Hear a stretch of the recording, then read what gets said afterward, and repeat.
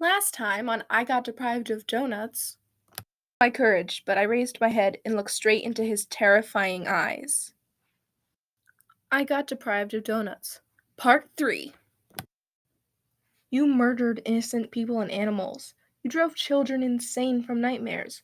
You influenced the world's leaders and corrupted them, goading them into genocides. Every single event that has hurt humanity, you've had a part in it.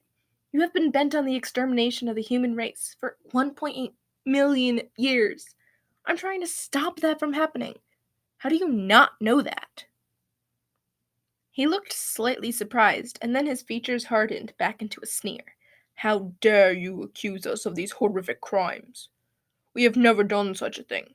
The human's mind is a fragile thing. You scare yourselves as you descend to madness, and that terrifies you even more, and drives you insane.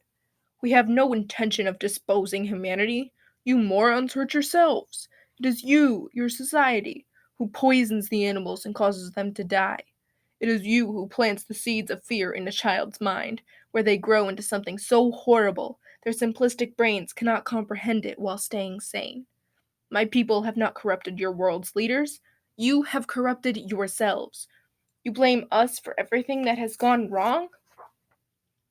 It's true. We were there in 1478 when Queen Isabella of Castile ordered the Spanish Inquisition, but we were there to stop her. We begged and pleaded her not to go through with it. Millions would die, we said. Her own doctor was Jewish. Would she punish him? But that cruel woman had her mind set on the destruction of her people. There was nothing we could do. Yes, there were witches in Salem, Massachusetts in 1692. We told Reverend Paris not to continue with his greedy ways. His daughter and niece saw us. They created a whole ordeal which got dozens of innocent townspeople jailed or killed. We told Abigail to stop. We tried reasoning with the girl, but she didn't listen. She was too bent on power. She drove herself mad and the rest of the province with her. We were there in Berlin in the 1930s. We talked with a power-hungry Hitler. We told him it was a bad idea to hunt down people based on their beliefs. We told him it was wrong to alienate his own people, to take over a continent and rid it of millions of innocent families. But, as Isabella and Abigail before him, he did not listen. The malicious edge in his voice faded. His words became sad, as if he actually cared. We have watched with despair as humanity has destroyed itself. You blamed us for starting it? For millennia, we, the witches, have tried to end the suffering of mankind. But after World War II, we gave up all hope. Some things cannot be undone. You've been in far too deep for far too long to reverse this madness. We've retreated into the shadows and minded our own business. We tried, and failed, to help humanity. We would never dream of hurting you. You people make mistakes, and instead of learning from them, you blame others, you blame each other. Humans have repeated history so many times, I've lost count. All I ask is that you stop destroying us. We have done nothing to deserve that kind of treatment. I was speechless. I didn't know any of this. All my life, I've been told that witches were behind everything. I felt betrayed by my society, by the world. I felt so ashamed of humans. I realized just how bad people were.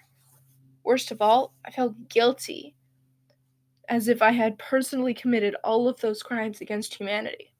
Everything I thought witches had done to me, I had actually done to them. I felt terrible. I broke down crying.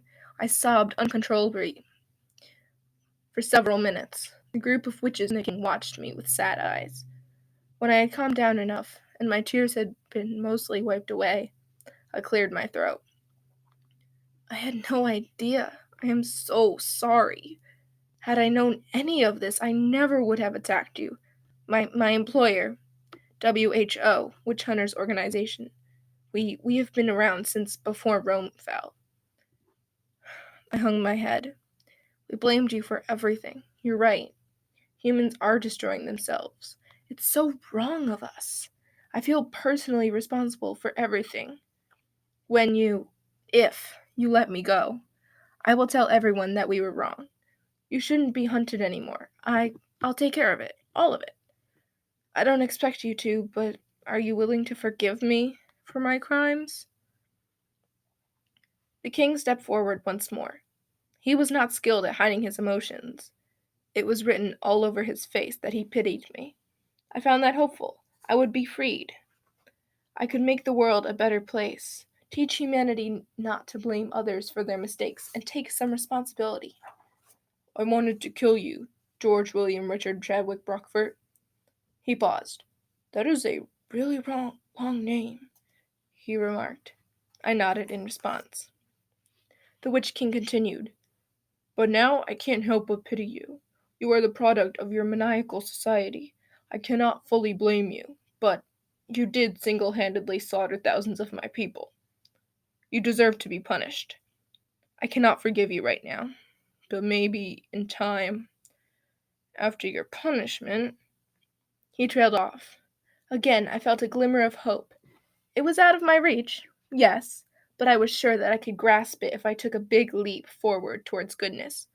"Thank you so much, Your Majesty." What's my punishment?"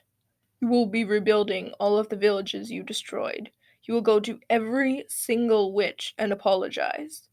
Then you will go to the humans and tell them the truth. The whole truth, and nothing but the truth. You must make them believe you entirely. Only then will you be forgiven." He signaled to his subjects. "Untie him." Two of the witches came over and untied me, though not as gently as I would have liked. I stood up and rubbed my sore wrists.